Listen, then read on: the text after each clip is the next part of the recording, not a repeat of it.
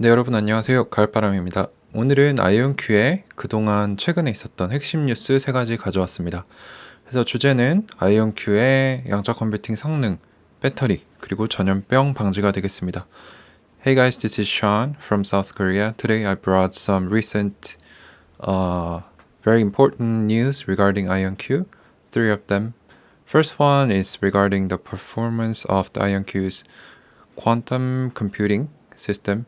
And the second one is regarding the electric vehicles battery. And the last one is regarding preventing a pandemic such as COVID-19. 네, 그래서 첫 번째 뉴스는 아이온큐 차세대 시스템에 대한 벤치마킹입니다.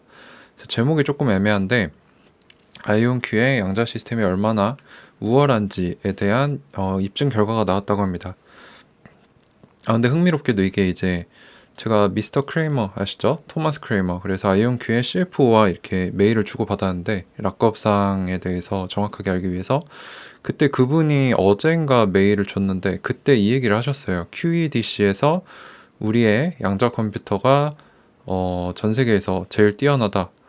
이런 입증 결과를 받았다라고 짧게 써줬는데 제가 그거 듣고 이게 무슨 소리지 했는데 보니까 뉴스가 나왔더라고요. 그래서 Quantum Economic Development Consortium이라는 QEDC라는 단체에서 양자 컴퓨팅의 응용 프로그램 지향적인, 그러니까 실용적인 성능을 비교할 수 있는 벤치마크를 발표를 했습니다.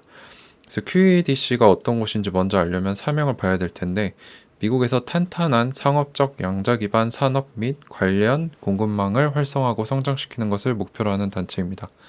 그래서 첫 오픈소스 제품군 양자 컴퓨팅 하드웨어를 소개했는데 즉 하드웨어들을 비교하는 결과를 냈는데 테스트한 타 기기들의 성능을 능가한 아이온큐의 최신 이온 트랩 시스템도 포함해서 계속 발전 중인 QEDC 벤치마크를 사용했습니다. 그래서 새로운 응용 프로그램 지향적인 이 기준점이 왜 나왔는지에 대한 배경을 먼저 알아봐야 될 것 같고요. 아이온큐 생각에는 이것이 양자 컴퓨팅 성능에 대한 가장 좋은 관점을 제공한다고 생각한다고 합니다. So the first news is regarding the IonQ's next generation quantum computing system. An organization called QEDC, which is a short name for Quantum Economic Development Consortium. They actually recently announced and benchmark to compare each company's quantum computer in terms of application-oriented benchmarks. Before we begin, we need to know what QEDC is. Their mission is to facilitate and to grow robust commercial quantum-oriented industry in the United States.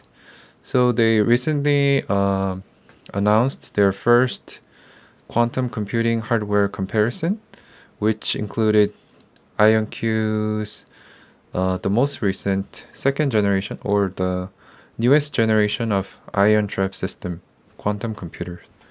So before we get into the details, we need to know why application-oriented benchmark has come up to the surface.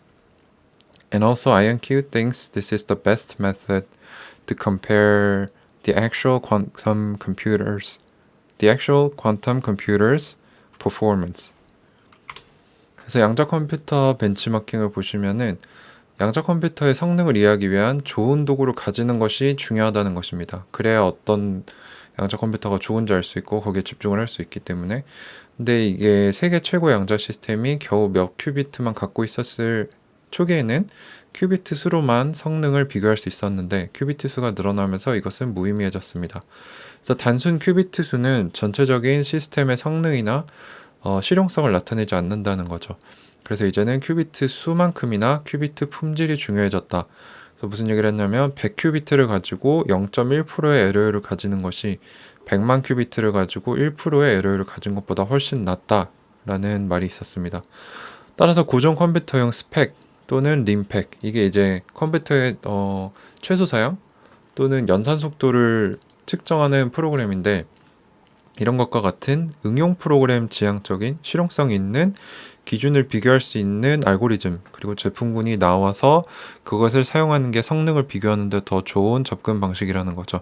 그래서 아이언큐는 11큐비트 시스템에도 이거를 사용을 했고, 양자 컴퓨터의 청사진이 될 UMD 기반 시스템을 평가할 때도 이러한 접근 방식이 필요하다라는 것을 계속 주장했다고 합니다. So the background of having application-oriented benchmarks is that in order to accurately compare the quantum computer's performance, on the early days of quantum computing industry, the best in the world quantum systems only had few qubits, but for now, they have much more qubits. So the number of qubits is as much as important as the qubits quality, which means the error rate. So there was a mention of having a quantum computer of 100 qubit plus 0.1 error rate is much better than having 1 million qubit plus 1 plus 1% error rate. So the quantum computer should have something like classical computer spec or LIMPEC, which is a program to measure the classical computer's processing speed. So we need application-oriented benchmark products or algorithm for quantum computer. So what IonQ insisted was that in their early days, when they were doing benchmarking for 11 qubit systems, and when they were designing a UMD based system, which was the blueprint of the current quantum computers of IonQ, they thought this kind of access to performance comparison was needed. 그래서 이것을 염두하고 IonQ와 몇몇 타 QEDC 멤버들은 QEDC의 표준 성능 매트릭 기술자문위원회 활동의 일부로 응용 프로그램 지향 제품군을 만드는 프로젝트를 시작을 했는데, 이 제품군, 사실 이거를 자세히 들여다보면 여러 개의 알고리즘을 실행을 하는데, IonQ의 11비트, 지금 현재 클라우드로 제공되고 있는 11비트와 협력사들에게 베타 테스트 중인 차세대 시스템을 실행을 했고, 또 다른 양자 컴퓨터 분야의 리더격들인 IBM, 리게티, 허니웰에도 이것을 적용해서 평가했다고 합니다. So with this in mind, IonQ and few other QEDC members made a benchmark which accurately compares each firm's quantum computer hardware performance. They started a project for that. So they made some products or quantum algorithms to prepare those. So this benchmark has been run on the IonQ's 11-bit cloud system, and also the next generation quantum system, which is currently going under beta test for their partners. And with IonQ, other leaders of the quantum computer industry, IBM, Rigetti, and Honeywell also did the same hardware performance test. 그래서 벤치마크 및 누적 방식을 보시면은 이게 이제 결과 그래프인데, 제품군에 있는 두 가지 중요한 벤치마크 알고리즘, 그래서 이거를 실행을 해서 성능을 비교한 건데, 양자 위상 추정이라는 QP 알고리즘과 양자 진폭 추정이라는 QAE 알고리즘이 있었습니다. QP는 이제 분자 시뮬레이션, 금융 애플리케이션의 핵심 구성 요소로서 전통 컴퓨터에서는 엄청난 자원을 사용하면 가능은 한데, 양자 컴퓨터로서는 기하급 수정의 속도로 실행이 가능하다고 합니다. 그리고 QAE는 아이언큐, 골드만삭스, QC웨어가 최근 협력 연구에서 사용한 것과 같이 몬테칼로 시뮬레이션에 이제 이게 불확실성을 담고 있는 환경에서 정확한 결과를 낼 수 있는 것, 뭐 옵션 가격 책정, 뭐 리스크 분석 이런 데 쓰이는데, 이것의 속도 향상을 양자 컴퓨터가 가져올 수 있다는 거죠. 그래서 금융 포트폴리오 최적화에도 사용할 수 있다. 근데 아이온Q의 차세대 양자 컴퓨터는 이 두 가지 알고리즘에서 유일하게 성공적으로 실행이 됐다고 합니다. 그래서 이 그래프를 줬는데, 저도 정확하게 이해는 할 수 없지만 이제 이 색깔이 파란색으로 갈수록 fidelity, 그래서 결과의 연결성, 정확도가 좋다는 건데, 이게 있는 것 자체가 결과라고 저는 생각을 했어요. 근데 리게티는 아예 형편없게 나왔고, 허니얼과 IBM은 이제 뎁스, 위스는 이 정도인데, 이제 아이언큐는 뎁스는 이 정도 나왔는데, 위스가 더 길게 나와서 더 좋게 나왔다. 이렇게 얘기를 했습니다. 어쨌든 아이언큐가 제일 좋은 결과를 냈다는 결과를 보여줬다고 해요. So from the benchmark which compares the quantum computing hardware performance, they had the benchmark algorithm which was for which two of them was QPE and QAE. QPE is a core component of molecular simulation and financial applications. And from the classical computers, we can run QPE, but with a lot of resources. But with quantum computer, we can do it with a lot. We can run this algorithm much faster. And for QAE algorithm, it's closely related to IonQ, Goldman Sachs, and QCware's recent collaboration research. This is used to improve the speed of Monte Carlo simulation, and this is also used for financial portfolio optimization.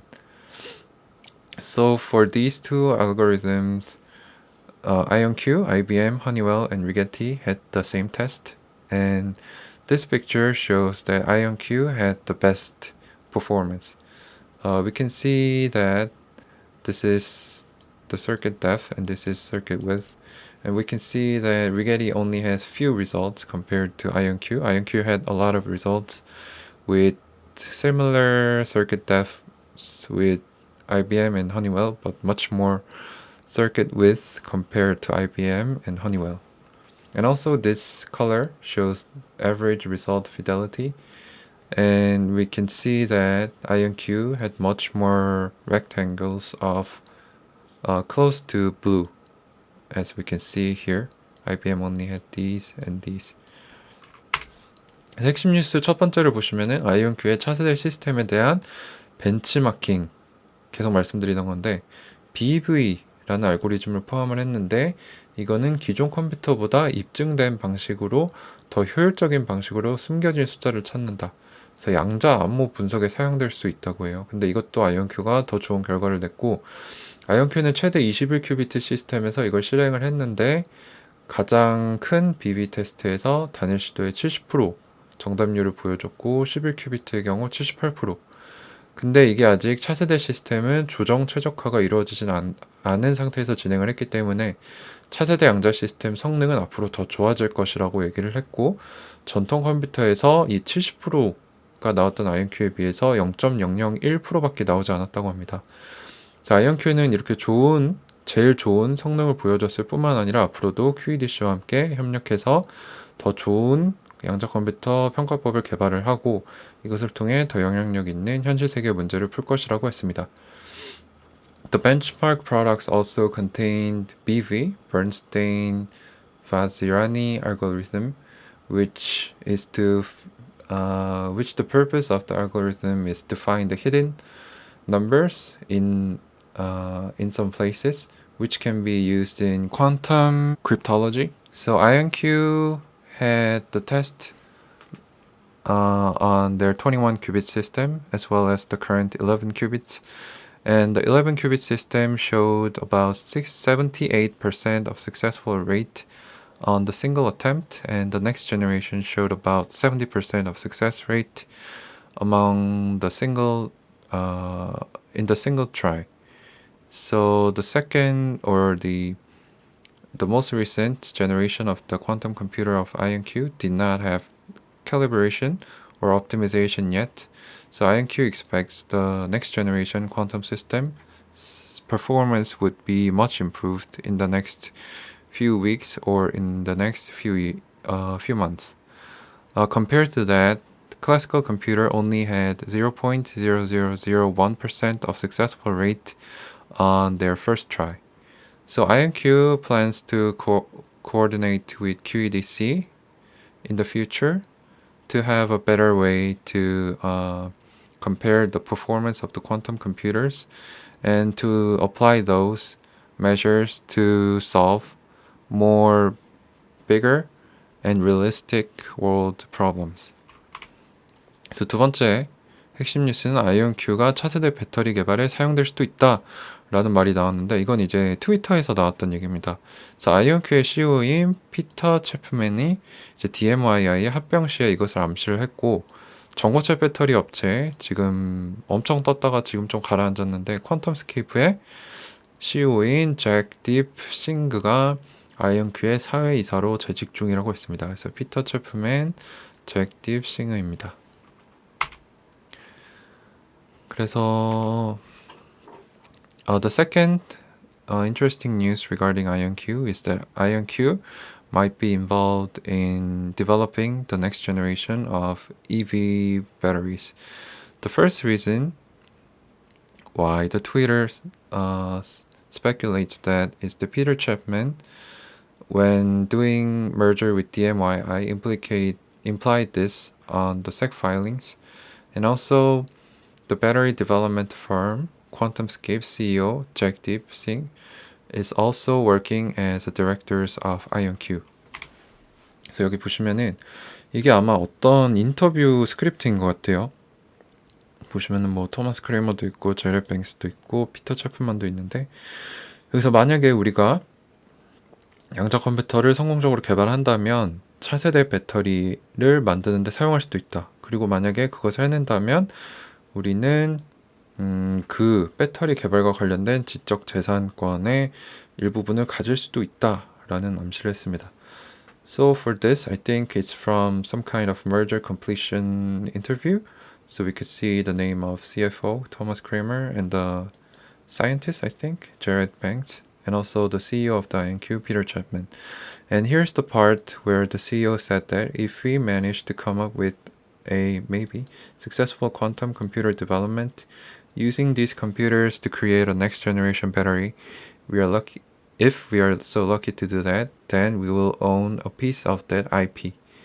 So he implied that the IonQ's quantum computers might be used in developing next generation battery for EV, so that they could have more operation income or growth from those. 그래서 여기 어드바이저스 이제 고문들 보면은 잭 딥싱이 여기 있고요. 또 여기서 흥미로운 점이 데이빗 와일랜드, 이제 이온 트랩 방식으로 노벨상을 탔던 탔던 분이고 먼로 박사님의 스승이시죠. 그래서 고문으로 있다는 점이 눈에 띄었습니다. So when we see the IonQ's website, we could see their advisors here. QuantumScape CEO Jack Deep Singh is working as the advisors of IonQ, and we could also see Dave Wineland, who was a nominee for the Nobel Prize 2012, I think, by doing some research on ion trapping system for quantum computers. 세 번째 뉴스는 양자 컴퓨터로 다음 팬데믹을 방지할 수 있다. 그래서 이거는 이제 인도에서 나온 얘기인데 STPI라 그래서 소프트웨어 테크 팍스 오브 인디아였고, 뭐 인도에 되게 유명한 공대 같은 건가 봐요. 거기서 옴칼 라이라는 사람이 양자 컴퓨터는 다음 팬데믹을 막을 잠재력을 가지고 있다. 그래서 양자 컴퓨터는 현재 사이버 보안, 통신, 컴퓨팅 연구 분야의 새로운 지평을 열었는데, 코로나 바이러스, 에볼라, 사스와 같은 전염병의 백신 개발에는 1년에서 1년 반 정도가 걸리는데, 양자 컴퓨터는 더 높은 정확도로 복잡한 방정식을 풀어서 백신 개발 속도를 높여 큰 공격을 예방하고 인명 손실을 예방할 수 있다 라고 얘기를 했고요. 백신 개발 프로세스에는 분자 시뮬레이션을 통한 바이러스의 단백질 구조를 이해하고 숙주세포에 대한 결합 행동에 대한 이해가 필요하다. 그리고 물리화학에 대한 부분에서 슈레딩거 방정식을 사용을 하는데, 전통 컴퓨터는 이 방정식을 잘라내거나 간단한 형식으로 사용하는 것에 비해 양자 컴퓨터는 이거를 실제로 사용을 해서 풀어낸다는 거죠. 그래서 이런 얘기를 했고, 실습 프로젝트, 다양한 산업단체 및 기업과의 파트너십을 통해 고품질 그리고 딥한 연구를 통해 인도의 양자 컴퓨팅을 채택할 수도 있다라고 얘기를 했는데, 실제로 인도는 2017년 위성 기반으로 한 양자통신 실험을 처음 실행을 했고, 2020년 약 1조 3천억 원 규모의 자금을 5년간 투입해서 양자 기술 발전에 사용해 가겠다는 얘기를 전했습니다. So the third news is that the quantum computer might be used to prevent the next pandemic. So STPI, which stands for Software Technology Parks of India, the director of that place, Omkar Rai, told us that the quantum computer has the potential to prevent the next pandemic. So he also said that quantum computer has led to new horizon for cybersecurity, communication, and computing. To develop a vaccine for pandemics such as coronavirus, Ebola, and SARS, we normally need 12 to 18 months, but with the quantum computer, we can solve the complex equations faster, so we could develop the vaccine much faster.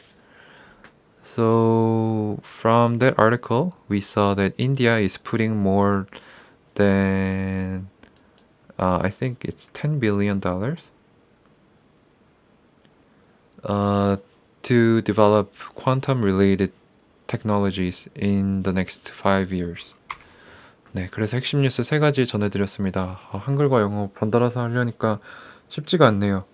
영어는 자막으로 따로 만들어 달라고 하신 분도 계셨는데 제가 사실 이거 리서치하고 영상 만드는 데만 거의 하루에 3시간을 소요하기 때문에 자막을 만들기는 좀 쉽지 않을 것 같고요. 좀 익숙해지고 시간이 좀 덜 걸릴 때까지는 두 개를 좀 번갈아 가면서 하도록 하겠습니다. 그래서 또 제가 영어가 좀 부족하기도 하고 들으시면서 불편하실 수도 있는데 양해를 좀 부탁드리고 오늘의 IonQ 핵심 뉴스 세 가지 그래서 전해드렸습니다.